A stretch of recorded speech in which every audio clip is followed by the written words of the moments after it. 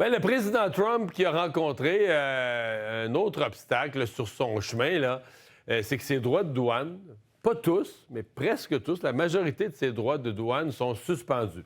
Décision de ce tribunal du commerce, donc hier, Trump ne pouvait pas invoquer la loi d'urgence économique de 1977 de la façon dont il l'a fait.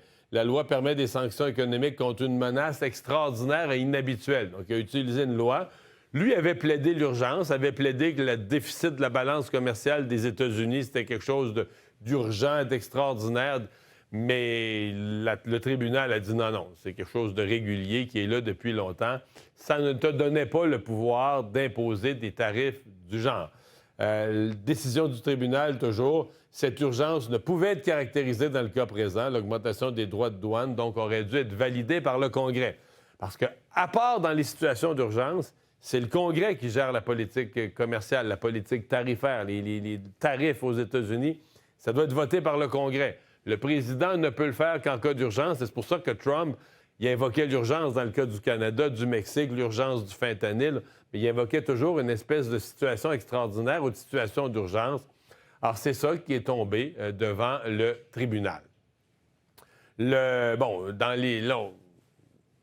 L'effet immédiat, évidemment, c'est que les droits de douane sont suspendus.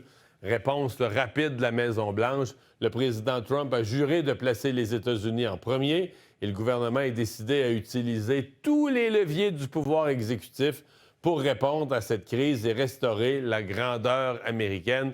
Donc, on a déjà dit qu'on allait aller en appel de cette décision-là.